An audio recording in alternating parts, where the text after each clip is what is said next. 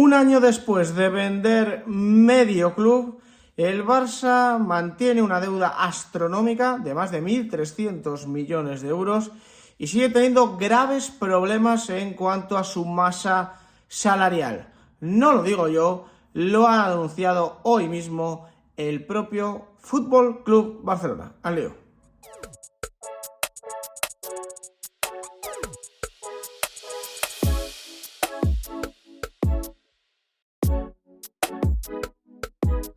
¿Qué tal, familia? ¿Cómo estáis? Esta tarde, en el directo que hemos hecho, con el directo de los jueves a las 4:30, hablábamos del fichaje de Gundogan y de cómo la prensa te estaba contando que el Barça no iba a pagar ninguna prima de fichaje.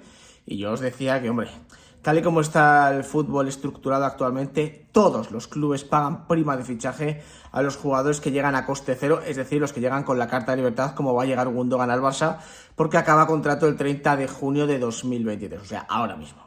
Os contaba que el Barça está tan mal económicamente que no le queda otra que ir a por este tipo de jugadores, los que acaban contrato, y que además sus voceros se ven casi obligados, entre comillas, a decirle a la culerada: oye, tranquilos, porque no vamos a pagar, o el Barça no va a pagar prima de fichaje y demás. O sea que de todo esto que se está hablando, nada, poco menos que Gundogan en este caso va a venir pagando el dinero y va a ser el encargado de ver si le paga un salario luego él al Barcelona. Es decir, Gundogan va a venir pagando 50 millones de euros por venir y luego cada mes le va a ingresar algo de dinero al Barcelona. Evidentemente esto es coña, pero es una coña que yo hago para ridiculizar a los propios medios de comunicación que hay en el entorno culé. Y esto viene bien porque la cadena COPE esta misma tarde se ha hecho eco de una información salida del propio FC Barcelona en la que la entidad blaugrana reconoce una deuda de más de 1.300 millones de euros y deja claro que tiene problemas serios a la hora de estructurar su masa salarial, a la hora de rebajarlo, y deja claro que va a seguir habiendo recortes. O sea que el tema de se va Mirotic, se cierra Barça TV,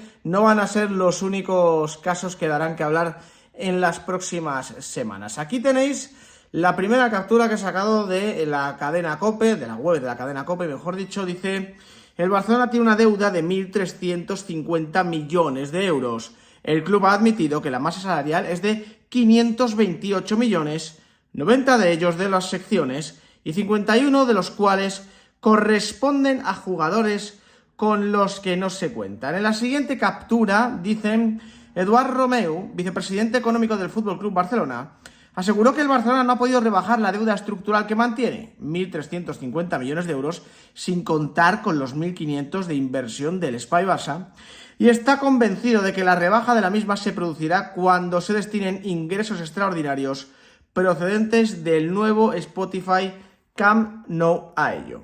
Es decir, el vicepresidente del Barça, el señor Romeu, reconoce que hay una deuda de 1.350 millones de euros, que es parecida a la que ya arrastraban desde hace mucho tiempo, y en ella no mete, evidentemente, los 1.500, o la cifra exacta que sea, que van a derivarse de el nuevo Spotify, o el nuevo Camp Nou, como lo queráis decir, la remodelación que va a llevar, o que ya está llevando a cabo el Barcelona, en su nuevo estadio. Es decir, que ya no es que tengan 1.350 millones, sino que hay más. Lo que pasa es que, bueno, en el caso del estadio hay que ponerlo con mucha letra pequeña, porque al final cualquier club, bueno, el ejemplo lo tenemos en el propio Real Madrid, cuando se mete en una obra de estas dimensiones, al principio, en un lenguaje coloquial, digamos, al principio son pérdidas, todo, hasta que luego vas amortizando, que es lo que va a hacer el propio Real Madrid y el propio Fútbol Club Barcelona. Romeo ha dicho que cuando empiecen los ingresos extraordinarios de nuevo Spotify, Camp Nou, tal, que eso es algo que evidentemente tiene que suceder, que el Barça, una vez tenga ya remodelado el Spotify, Camp Nou de Frankfurt, Rosalía, Motomami, Cadena Ser, Cadena COPE, Gigantes, Gerard Romero, Javier Tebas y no sé cuál más iba a decir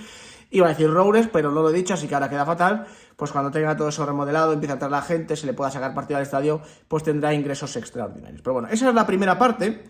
Y aquí os voy a traer la segunda. No traigo el artículo entero porque luego hay mucha letra pequeña de historias que sí hablan de economía, pero que yo no he entendido nada. Vosotros, algunos sí, otros no, pero que en el tema troncal no tienen incidencia. Pero aquí tenéis la segunda captura que os quería traer, o la tercera en este caso. Romeu desveló que de esos 528 millones de euros, 90 corresponden a la masa salarial de las secciones y 51 millones de 5 jugadores con los que el club no cuenta, y son Lenglet, Umtiti, Dest, Collado y Gustavo Maya. El vicepresidente comentó que también heredaron 389 millones en salarios diferidos, de los cuales aún restan por pagar 70 millones de euros. Hombre, esta última parte me hace mucha gracia, la de los salarios diferidos, básicamente porque tiene ahí a Lewandowski cobrando el primer año un X, el segundo más y el tercero una barbaridad. O sea que, bueno, pues hace gracia. Es decir, yo entiendo que la herencia que tuvo Laporta del señor Bartomeu es muy bestia, es un agujero colosal, pero es que Laporta tampoco es que haya contribuido mucho. Y luego me llama la atención lo de los salarios. 51 millones, vale bien, pero ¿en qué jugadores? Fíjate qué jugadores.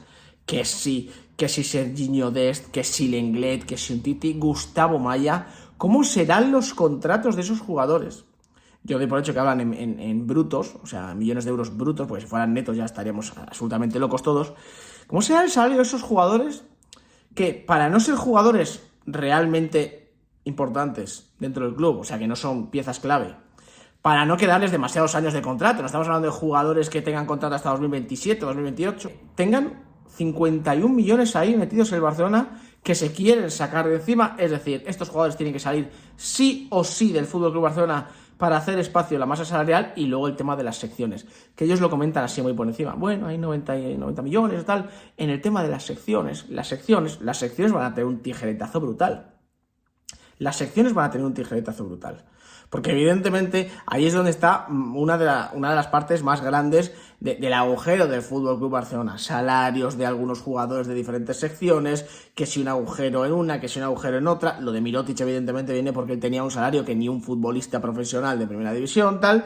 Y luego todo esto me lleva a mí a la conclusión de cómo se le puede permitir al FC Barcelona fichar en estas condiciones. ¿Cómo se le puede permitir al FC Barcelona acudir al mercado de fichajes? ¿Por qué se le puede permitir al FC Barcelona en estas condiciones, repito, fichar, reforzarse, etcétera, etcétera? El año pasado este club, con Joan Laporta al mando, vende mucha parte de su patrimonio, casi el 50% del patrimonio, las famosas palancas, se pone a fichar, recortes salariales, tal.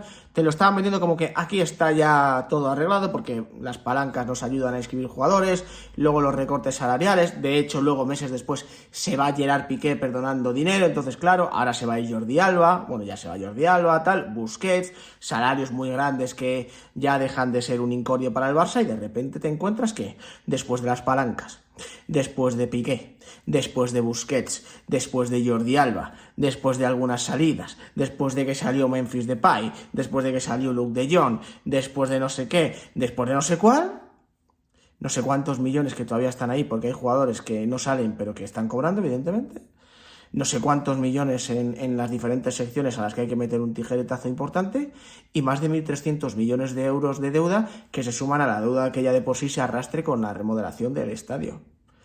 ¿Por qué se le sigue permitiendo fichar al FC Barcelona? De hecho, yo creo que la única opción que yo consideraría medianamente viable sería, por ejemplo, un caso Gundogan. Solo puedes fichar a jugadores a coste cero porque el Barça ahora mismo está en un momento en el que no te puede garantizar que el día de mañana le vaya a pagar a todos los clubes al día. O sea, no te garantiza que vaya a pagar los fichajes. No quiero decir que les vaya a dejar a deber toda la vida, sino que no les va a poder. Imagínate, me lo estoy inventando para que me entendáis. Habla con el Brujas, ficha a un jugador del Brujas, 10 millones de euros que cuesta el jugador del Brujas, y el Barça dice, te lo voy a pagar en 3 plazos. Bueno, pues no puede pagarlo en 3 plazos porque no llega. Te va a pagar ese tercer plazo o ese tercer montante de dinero. En vez de pagarte en 2025, te lo va a pagar en 2028 porque es la única manera. Bueno, es que el Barcelona a día de hoy no te puede garantizar que los plazos vayan a ser exactos, fijos, etcétera, etcétera, etcétera. Entonces, yo creo que, dadas las circunstancias, dada la explicación que ha dado el FC Barcelona, y repito, desde el desconocimiento, porque yo soy un completo ignorante en estos temas, pero más o menos la industria me la conozco, el Barça solo debería tener únicamente la opción de fichar jugadores a coste cero. Y luego ya, si los puede inscribir bien, y si no, pues que les pague. Para no jugar, pero que les pague. El problema es que el Barça a fichar a un jugador de 30, 40, 50, 60 millones, como hubo unos cuantos el año pasado, y el día de mañana llega y diga, no puedo pagarlos. Ya, bueno, pues es que entonces tenemos un problema bastante serio. Repito, que tú fichas a un jugador a coste cero y luego no le puedes inscribir porque el límite salarial lo tienes reventado, pues muy bien, tú le vas a seguir pagando tu salario, lo que pasa es que el chico no va a poder jugar, pero ya meterte en fichajes. Hay que pagar a clubes y que el Barça en algún momento no pueda pagarlos porque las deudas no bajan. El tema salarial sí se reduce, pero no se reduce drásticamente. Algo hay que hacer ahí. Algo hay que hacer ahí porque, repito, sigue campando a sus anchas, sigue caminando con total libertad.